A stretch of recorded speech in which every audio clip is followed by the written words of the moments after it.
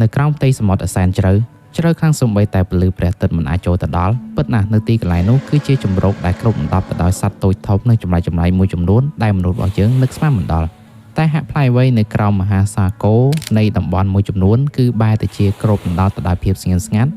គ្មានសំឡេងគ្មានរលកមានបណ្ដាជីវិតសត្វសមុទ្រតិចតួចបំផុតដែលកំពុងនឹងរស់នៅយ៉ាងអាថ៌កំបាំងបំផុតនិងតែងតែចិញ្ចឹមចិត្តរងចាំត្របាក់យកនៅអ្វីៗគ្រប់យ៉ាងឲ្យតែបានឆ្លងកាត់វាដែលសភាវៈមានជីវិតនោះត្រូវបានគេឲ្យងារថា Sea Eater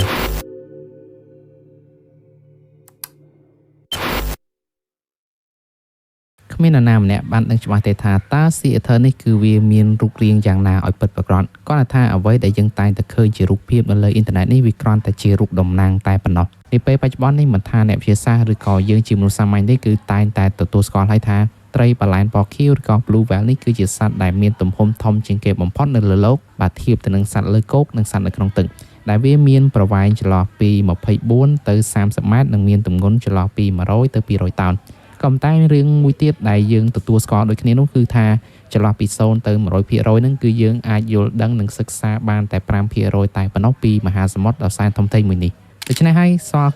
95% ទៀតគឺវាច្រើនខ្លាំងមែនទែនថាមិនត្រូវ Sea Eater គឺមានវត្តមានក្នុង 95% នេះក៏ថាបានអូខេតាមការនិយាយតគ្នាបានដឹងថា Sea Eater នេះគឺត្រូវបានគេឲ្យឈ្មោះវាដោយផ្អែកទៅលើសកម្មភាពរបស់វាដែលមានន័យថាវានឹងស៊ីរាល់អ្វីៗទាំងអស់ដែលមាននៅក្នុងសមុទ្រមិនថាជាសត្វឬក៏អ្វីៗដែលមានវត្តមានឆ្លងកាត់មុខរបស់វាហេតុដូចនេះហើយទៅគេមានទ្រឹស្ដីមួយបាននិយាយថាតំបន់ណាដែលមានសភាពស្ងប់ស្ងាត់គ្មានសំឡេងគ្មានរលកគ្មានបណ្ដាជីវិតសត្វសមុទ្ររស់នៅច្រើនទីនោះឯងគឺបញ្ជាក់បានថា Sea Eater កំពុងតែមានវត្តមាននៅទីកន្លែងនោះហើយរាល់ការវាយប្រហាររបស់ Sea Eater តែងតែបង្កើតនៅបាតុភូតទឹកគួចដ៏ធំសម្បើមមួយដែលមានសមត្ថភាពក្នុងការលេបយកនៅអ្វីៗគ្រប់យ៉ាងចូលទៅក្នុងបាតសមុទ្រមិនថាជាទូកនេសាទទូកដឹកអ្នកដំណើរទូកដឹកទំនិញតូចធំមានទម្ងន់រាប់រយរាប់ពាន់តោនក៏ត្រូវបានគួចនិងស្រូបយកបានយ៉ាងងាយស្រួលប្រៀបដូចជា Black Hole នៅក្រោមបាតសមុទ្រអញ្ចឹងគេបន្តទៀតថារង្វង់ទឹកគួចដែលបានគួចនោះគឺជារង្វង់មាត់របស់វាដែលមានអង្កត់ចិត្តប្រហែលជា 4.8 គីឡូម៉ែត្រគិតមកទៅគ្រាន់តែរង្វង់មាត់របស់វាគឺមានប្រវែងប៉ុណ្ណឹងហើយចោះតម្រង់ដងខ្លួនរបស់វាទៀតតើមានទំហំធំប៉ុណ្ណា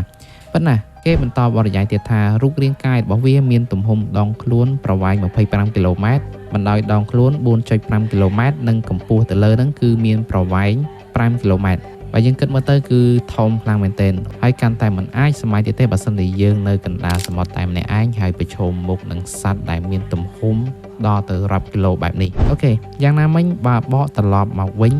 ទៅកាន់ទ្រឹស្ដីមួយទៀតគឺបាននិយាយថា Sea Eater នេះគឺមិនមែនជាសត្វយក្សសមុទ្រអីទេវាគឺជាសម្បត្តិរបស់ធម្មជាតិដែលបង្កើតឡើងមកដើម្បីលុបបំបាត់រាល់អ្វីៗដែលលើសកម្រិតយើងឃើញថានៅពេលបច្ចុប្បន្ននេះគឺមនុស្សយើងបានទាញយកផលប្រយោជន៍និងបានបំផ្លាញនៅធនធានធម្មជាតិពីសមុទ្រច្រើនខាងតែនមិនថាជាការបូមយកប្រេងយករ៉ែបង្ហូរសារធាតុគីមីនិងការចោលសម្រាមនៅក្នុងសមុទ្រទេតែទាំងមូលទាំងអស់ហ្នឹងពិតណាស់គឺវានឹងបង្កទៅជាគ្រោះមហន្តរាយដ៏សែនធំខ្លាំងមែនទែននាពេលអនាគតរបស់មនុស្សជាតិយើងដែលគ្រោះមហន្តរាយនិងវិនាសកម្មទាំងអស់នេះហើយគឺតំណាងឲ្យការភ្ញាក់ពីដំណេកដ៏សែនយូររបស់ Sea Eater ក្នុងការចេញមុខការពារនិងថែរក្សានិងទាញយកអ្វីៗត្រឡប់មកវិញរាល់សកម្មភាពដែលមនុស្សបានប្រព្រឹត្តឡើងចូលចងចាំថាខណៈពេលដែលផ្ទៃទឹកប្រែទៅជាស្ងប់ស្ងាត់គ្មានរលក